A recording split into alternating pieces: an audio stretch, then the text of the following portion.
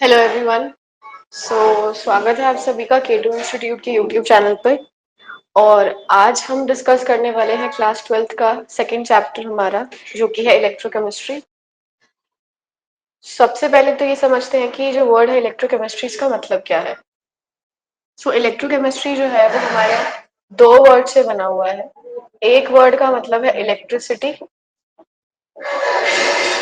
और दूसरा वर्ड जो है वो हमें क्लियरली डिफाइन करता है केमिस्ट्री को। और केमिस्ट्री जो है वो रिलेटेड होती है हमारे केमिकल रिएक्शन से। अगर हम सिंपल लैंग्वेज में कहें, so electrochemistry is nothing, it is basically the branch of chemistry that explain us the how the chemical reaction is involved in the production of electricity। एक chemical reaction से हम electricity जो है वो किस तरीके से प्रोड्यूस करते हैं, उसी चीज को एक्सप्लेन करती है इलेक्ट्रोकेमिस्ट्री। पॉइंट ये आता है कि इलेक्ट्रोकेमिस्ट्री जो है वो हमें बहुत सारी जगहों पर काफी इंपॉर्टेंट एप्लीकेशन सर्व करती है। जैसे कि आपने कोई भी केमिकल रिएक्शन किया है, उस केमिकल रिएक्शन से जो आप इलेक्ट्रिसिटी प्रोड्यूस करेंगे, that can be used in various sources. It can be used as a source of voltage. इस वोल्टेज को आप यूज कर सकते हैं बैटरीज बनाने में, या फिर आप उसको यूज कर सकते हैं काफी अलग अलग चीजों को करने में। That is the important reason and that is the important application of the electrochemistry chapter. सबसे पहले हम डिस्कस करते हैं कि किसी केमिकल रिएक्शन से, या वो कौन सा तरीके का केमिकल रिएक्शन है जिसके थ्रू आप इलेक्ट्रिसिटी को प्रोड्यूस कर रहे हैं। हमारे पास इस तरीके का एक सेल हमने क्रिएट किया है। इस सेल के अंदर हमने क्या किया है, हमने एक Zn यानी एक मेटल पीस लिया है, जो कि हमने लिया है Zn का, that is zinc.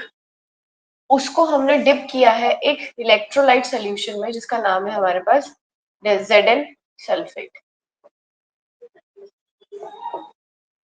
Okay. Similarly दूसरे कंटेनर में हमने क्या किया है, हमने कॉपर का मेटल लिया है। दूसरा मेटल पीस जो हमने यूज किया है वो कॉपर का है, और इस कॉपर के मेटल पीस को हमने डिप किया है एक दूसरे इलेक्ट्रोलाइट में, that is the copper sulphate solution, that is CuSO4। यहाँ पर हमारे पास था ZnSO4। उसके बाद हमने इन दोनों ही मेटल स्ट्रिप्स को कनेक्ट किया है एक वोल्टमीटर के थ्रू, जिससे हम जो भी इलेक्ट्रिसिटी हमारी प्रोड्यूस हो रही है उसको हम मेजर कर पाएंगे। दूसरा, हमने इन दोनों ही सॉल्यूशंस को इंटरनली कनेक्ट किया है एक यू शेप्ड की ट्यूब से, जिसका नाम है salt bridge. This is a U shaped tube which is called as the salt bridge. अब होता क्या है कि आप जैसे ही रिएक्शन स्टार्ट होता है, और रिएक्शन सबसे पहले क्या होगा कि ये जो आपके पास Zn की जो मेटल स्ट्रिप है, ये क्या करेगी, Zn जो है वो Zn2+ में कन्वर्ट हो जाएगा और दो इलेक्ट्रॉन्स को रिलीज कर देगा। और इस रिएक्शन को आपने पहले भी देखा है, और इसी रिएक्शन को हम बोलते हैं ऑक्सीडेशन। ठीक है। अब होगा क्या कि इस कंटेनर में जो हमारे लेफ्ट हैंड साइड पर है, यहाँ पर हमारे पास दो इलेक्ट्रॉन्स जो है वो फ्रीली अवेलेबल है सोल्यूशन के अंदर। वो पूरा सोल्यूशन में दे कैन रोम अराउंड। अब होगा क्या कि ये दो इलेक्ट्रॉन्स जो है वो सॉल्ट ब्रिज के थ्रू ट्रैवल करके हमारे दूसरे कंटेनर में आ जाएंगे, जो कि कॉपर सल्फेट का है। यहाँ पे हमारे पास क्या प्रेजेंट है, यहाँ पे हमारे पास प्रेजेंट है Cu2+, जो कि इन दो इलेक्ट्रॉन्स को गेन करेगी और बन जाएगी सॉलिड कॉपर में। और इसी रिएक्शन को हम डिफाइन करते हैं एज रिडक्शन। यहाँ पे क्या हुआ, एक हाफ में हमारे ऑक्सीडेशन हुई और दूसरे हाफ में हमारे पास रिडक्शन। जिस हाफ में हमारे पास ऑक्सीडेशन हो रही है उसको हम बोलते हैं एनोड, और जिस पार्ट पे हमारे पास रिडक्शन हो रही है उसको हम डिफाइन करते हैं कैथोड। ठीक है, पहली चीज तो ये समझ आ गई हमें। अब इसमें इंपॉर्टेंट चीज क्या है कि जैसे ही मूवमेंट ऑफ इलेक्ट्रॉन होगा, बिकॉज एक सोल्यूशन से दूसरे सोल्यूशन में हमारे पास इलेक्ट्रॉन जो है वो मूव कर रहा है, और वो इलेक्ट्रॉन का मूवमेंट जो है that is from the anode towards the cathode. ठीक है, अब जैसे ही इलेक्ट्रॉन जो है वो हमारे पास मूव करेगा तो इसी की वजह से हमें क्या मिल जाएगी, हमें प्रोड्यूस हो जाएगी electricity.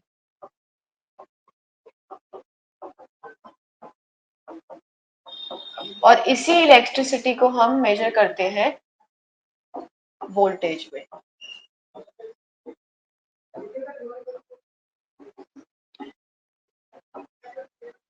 Which is measured by the voltmeter. जो भी हमारे पास वोल्टेज मेजर होकर आएगी वो हमारे वोल्टमीटर में रीडिंग आ जाएगी, और उस अमाउंट ऑफ इलेक्ट्रिसिटी को हम यूटिलाइज कर सकते हैं अलग अलग चीजों में। ठीक है, सबसे पहली चीज तो यही हुई कि हमारे पास एक रिएक्शन हुआ, और वो कौन सा रिएक्शन हुआ, एक रिएक्शन हुआ रिडक्शन का और दूसरा रिएक्शन हुआ ऑक्सीडेशन का। When they both occur in pairs, जब ये दोनों एक साथ हो रहे हैं तभी हमें जाके इलेक्ट्रिसिटी प्रोड्यूस हो रही है। And both when paired up they are called as redox reactions. So हमें एक इंफॉर्मेशन पता चल गई कि एक रिडॉक्स रिएक्शन होने की वजह से ही हमारे पास इलेक्ट्रिसिटी जो है वो प्रोड्यूस हो रही है। So basically the first point that we can write is that electrochemistry is the branch in which a redox reaction produces the electricity। ठीक है, दूसरी चीज जो हमें पता चली वो पता चली कि इलेक्ट्रॉन का मूवमेंट एनोड से कैथोड की तरफ हो रहा है। So electricity, the direction of electricity will move from cathode towards the anode. This is the second most important point। जिस भी डायरेक्शन में आपका इलेक्ट्रॉन मूव करता है उसके ऑपोजिट डायरेक्शन में हमारे पास इलेक्ट्रिसिटी जो है वो प्रोड्यूस होती है। The fourth point that is very important is the role of salt bridge. कि सॉल्ट ब्रिज जो है वो हमने जो है दोनों ही सॉल्यूशंस को सबसे पहली चीज तो कनेक्ट करने के लिए डाला है। It is used to connect both the containers, यानी एक कंटेनर में जिसमें हमने अपने एनोड के मेटल स्ट्रिप को डिप किया था, दूसरे में जिसमें हमने कैथोड के मेटल स्ट्रिप को डिप किया था, इन दोनों के बीच में कनेक्शन प्रोवाइड करने के लिए, या फिर हम ऐसे कह सकते हैं कि इलेक्ट्रॉन को मूव करके वन साइड से दूसरी साइड जाने में हेल्प जो कर रहा है वो भी हमारे पास सॉल्ट ब्रिज चाहिए।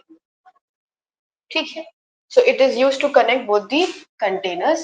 We can mention the anode and cathode। ठीक है, इसमें हम एक स्टार बनाकर एक पॉइंट और लिख सकते हैं कि KCl, NH4, NO3, all these solutions are used in salt bridge,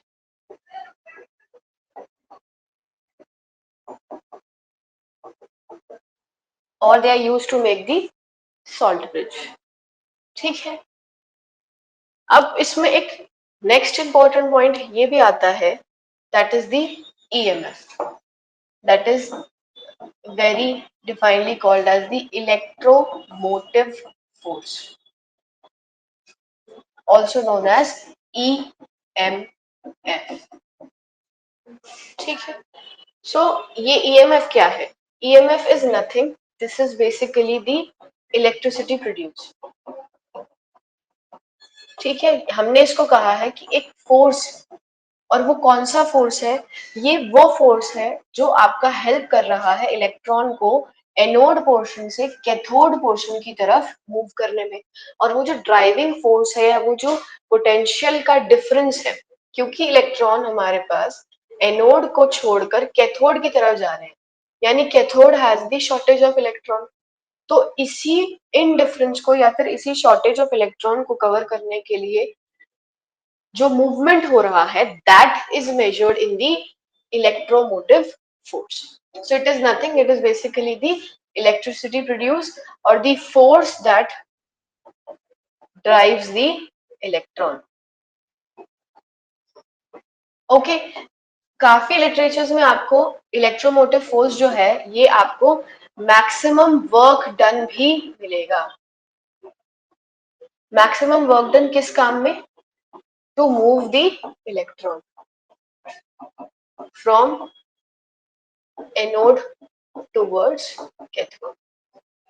क्योंकि हमेशा ऐसा होगा कि अगर रिडॉक्स रिएक्शन हो रहा है और उससे हम इलेक्ट्रिसिटी प्रोड्यूस कर रहे हैं तो हमेशा इलेक्ट्रॉन एनोड से कैथोड की तरफ ही मूव करेगा. तो इलेक्ट्रोमोटिव फोर्स बेसिकली इसी मूवमेंट को, इसी वर्क डन को, इसी पोटेंशियल डिफरेंस को मेजर करने वाली वैल्यू है. And hence because it is the work done और द मैक्सिमम वर्क डन और the electricity produce, so the unit of electromotive force is volt. ठीक है. और अगर हमें वोल्ट निकालना है यानी अगर हमें अपना ईएमएफ निकालना है, so that EMF will be the EMF of the or the potential of the right hand side and the left hand side. यानी कि इस पर्टिकुलर इलेक्ट्रोलाइट ने, let me just, so basically यहाँ क्या हो रहा है कि इस पर्टिकुलर इलेक्ट्रोलाइट ने कुछ अमाउंट ऑफ इलेक्ट्रॉन जो है वो रिलीज किए हैं और उस टाइम इस पर्टिकुलर इलेक्ट्रोड ने कोई ना कोई वर्क डन किया है और उसी वर्क डन को हम बोलते हैं उसका इलेक्ट्रोड पोटेंशियल. यानी Zn इलेक्ट्रोड ने Zn2+ बनने में जो वर्क डन किया है उसको मेजर किया जाएगा उसका इलेक्ट्रोड पोटेंशियल. सिमिलरली कॉपर की इलेक्ट्रोलाइट ने जब 2 इलेक्ट्रॉन्स गेन करके कॉपर बनाया तो जो उसने वर्क डन किया उसको हम मेजर करेंगे उसके इलेक्ट्रोड पोटेंशियल के फॉर्म में. यानी कि हर एक इलेक्ट्रोलाइट का या इलेक्ट्रोड का अपना एक पोटेंशियल है. We can mention this point over here also. Each electrode has its own potential. क्योंकि हर एक इलेक्ट्रोड, हर एक मेटल जो है वो अपना इलेक्ट्रॉन्स गेन कर रहा है और लूज कर रहा है और उसके रिस्पेक्टिव में उसके पास कोई ना कोई अपना इलेक्ट्रोड पोटेंशियल जरूर है और उसी इलेक्ट्रोड पोटेंशियल को मेजर किया जाता है. और मेजरमेंट के लिए हम क्या करते हैं कि सपोज कीजिए आपको मेजर करना है Zn का इलेक्ट्रोड पोटेंशियल. सो आपने एक Zn का इलेक्ट्रोड लिया है और आपने सोल्यूशन जो प्रिपेयर किया है, जिस सोल्यूशन में इसको डिप किया है वो आपके पास Zn सल्फेट का है.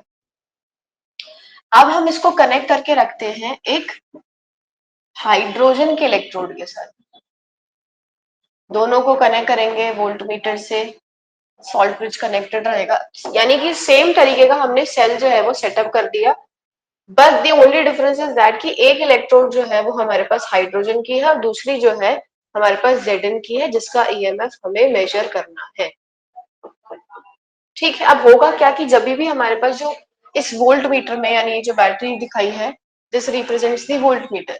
सो इस वोल्ट मीटर के अंदर जो रीडिंग आएगी वो सिर्फ और सिर्फ हमारे पास Zn के लिए आएगी बिकॉज ईएमएफ जो हमारे पास हाइड्रोजन का होता है that is to be zero. Hydrogen का जो इलेक्ट्रोड पोटेंशियल होता है वो हमारे पास जीरो होता है. यानी वोल्ट मीटर में जो भी रीडिंग आएगी हमारी वो सिर्फ और सिर्फ जो भी इलेक्ट्रोलाइट या इलेक्ट्रोड आपने डाला, डिप किया है, उसकी ही मेजर्ड वैल्यू आपको मिल जाएगी.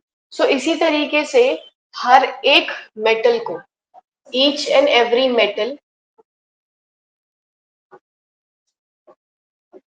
और non metal is paired up with the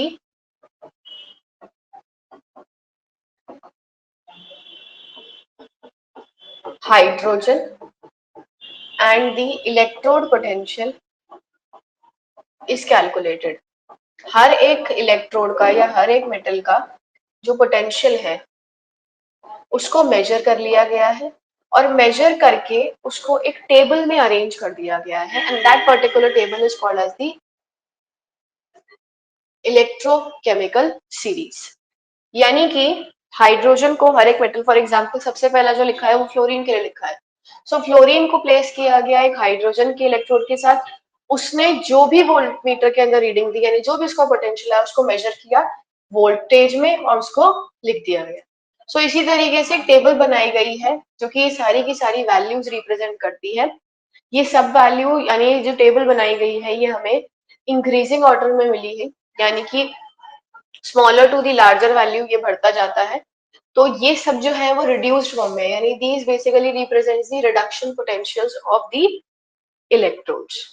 ठीक है, अब नेक्स्ट स्टेप क्या आता है कि जब हमने हर एक इलेक्ट्रोड का पोटेंशियल निकाल लिया है, यानी अगर मुझे पूरे सेल का निकालना होगा, जैसे मैं इसमें बात करती हूँ या मैं अपने प्रीवियस सेल की बात करती हूँ, अगर मैं अपने इसकी बात करती हूँ, तो अगर मुझे पूरे सेल का पोटेंशियल निकालना होगा जो पूरे सेल ने वोल्टेज क्रिएट किया है, तो इस वोल्टेज को निकालने के लिए मैं क्या कर सकती हूँ, the EMF of the cell can just be represented at the difference of the both sides, that is जो राइट हैंड साइड की इलेक्ट्रोड है माइनस जो लेफ्ट हैंड साइड की है।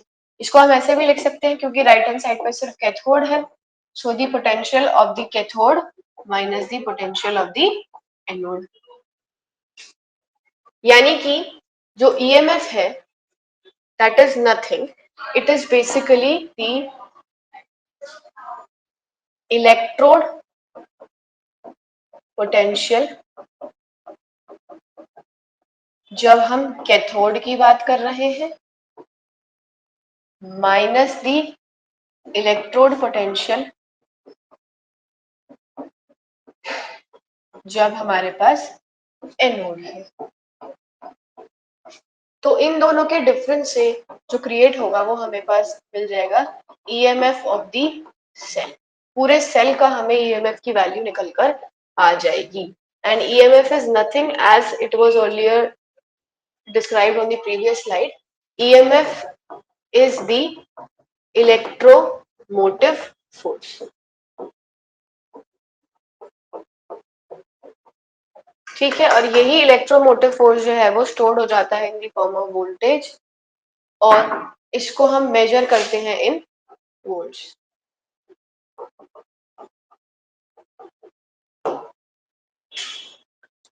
ठीक है, सो अब हमारे पास जितनी भी सारी वैल्यूज हैं इलेक्ट्रोड पोटेंशियल्स की वो सब मेजर्ड है और वो सभी की सभी एक टैबुलेटेड फॉर्म में है हमारे पास एक टेबल जिसको हम इलेक्ट्रोकेमिकल सीरीज कहते हैं।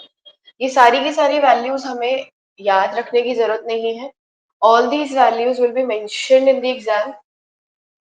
बस हमें इतना पता होना चाहिए इस टेबल से, जो हमें इंडिकेशन मिलनी चाहिए और हमें ध्यान रखना है कि इस टेबल के टॉप वैल्यू को अगर आप थोड़ा सा देखेंगे तो that top value is for the fluorine, और अगर आप इसकी सबसे बॉटम वैल्यू की तरफ नजर डालेंगे तो वो जो सबसे बॉटम में वैल्यू है हमारे पास that is for the lithium. यानी कि हमारे पास जो नॉन मेटल है उन सब का रिडक्शन पोटेंशियल जो है पॉजिटिव है। वहीं पे अगर हम मेटल्स की बात करें, so metals have negative reduction potentials.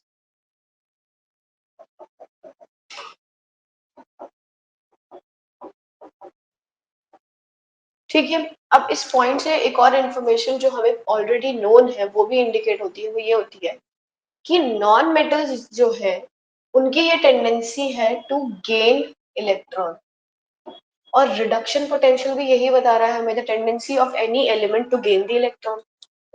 वहीं पे अगर मैं नॉन मेटल्स की बात करूं, so they have the tendency to lose electrons.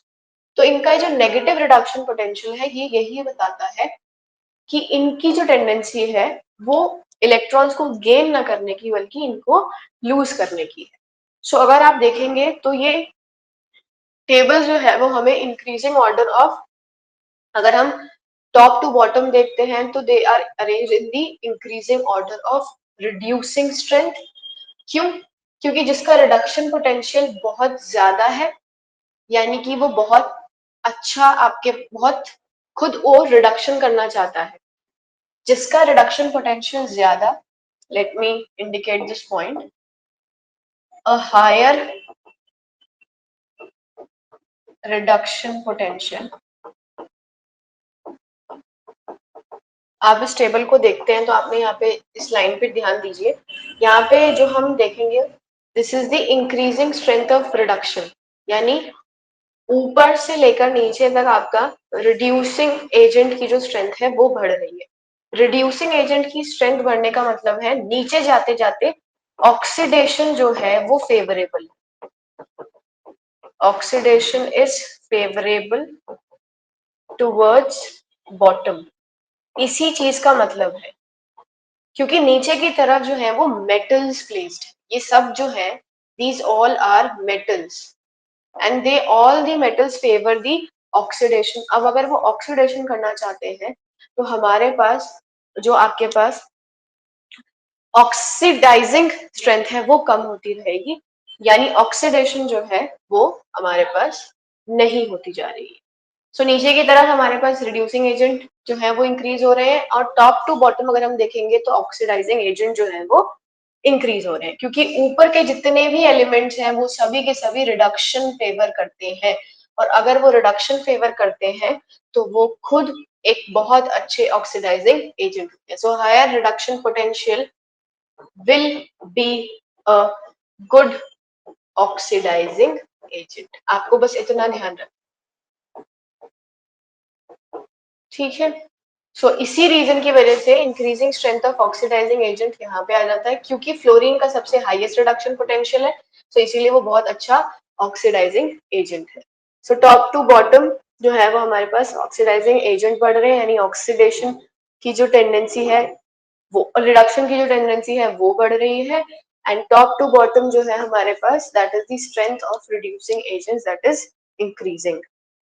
सो आपके एग्जाम में इस तरीके से क्वेश्चन बन सकता है, आपको डिफरेंट वैल्यूज दे सकते हैं रिडक्शन पोटेंशियल की, ऑक्सीडेशन पोटेंशियल की, और आप उससे ये बताना पड़ेगा कि कौन अच्छा रिड्यूसिंग एजेंट है, कौन अच्छा ऑक्सीडाइजिंग एजेंट है। आप बस इतना ध्यान रखिए, जो इलेक्ट्रॉन्स गेन कर रहा है यानी उसका पोटेंशियल ज्यादा होने का मतलब है वो चीज उसके लिए फेवरेबल है। अब यहाँ पे हमने कहा कि जो फ्लोरीन है उसके 2 इलेक्ट्रॉन्स गेन करने के जो पोटेंशियल है वो बहुत ज्यादा हाई, यानी कि ये एक अच्छी इलेक्ट्रिसिटी जो है वो इससे प्रोड्यूस कर पा रहा है, यानी ये इसका फेवरेबल प्रोसेस है। This means that it is favourable. अब फेवरेबल है इसके लिए रिडक्शन, अगर इसके लिए रिडक्शन है then definitely it acts as a oxidising agent.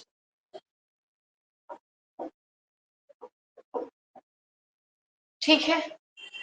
सो ये इंफॉर्मेशन जो है वो इस टेबल से आपको पता होनी चाहिए। टेबल मीनिंग कि आपको इन वैल्यू से पता होनी चाहिए, और इसमें आप एक और वैल्यू बहुत ध्यान से देखिए, वो है आपके हाइड्रोजन की। जो हाइड्रोजन का जो पोटेंशियल है वो होता है 0, और इसीलिए हाइड्रोजन को चूज किया है हमने टू कैलकुलेट दी वे, यानी ये जो सारी हमने नीचे की तरफ वैल्यूज लिखी है हाइड्रोजन से नीचे की तरफ और हाइड्रोजन से ऊपर की तरफ, ये सभी ये इंडिकेट करती हैं कि ये सब हाइड्रोजन के थ्रू ही कैलकुलेटेड रही। पहले हाइड्रोजन का निकाला है, फिर उसके बाद इन सब वैल्यूज को हमने कैलकुलेट किया है, और तब जाकर हमने इस टेबल को बना दिया है which is the electrochemical series. ठीक है।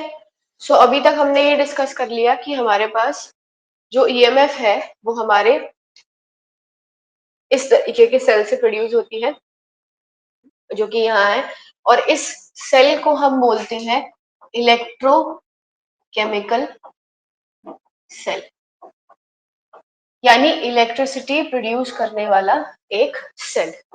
इसमें एक और इंफॉर्मेशन है कि ये जो है दोनों, ये दोनों हमारे पास हाफ सेल है, ये एक हाफ सेल है, और ये हमारे पास दूसरा हाफ सेल है, और इन दोनों को कनेक्ट करके हमें पूरा सेल मिलता है जिसकी वजह से इलेक्ट्रिसिटी प्रोड्यूस होती है।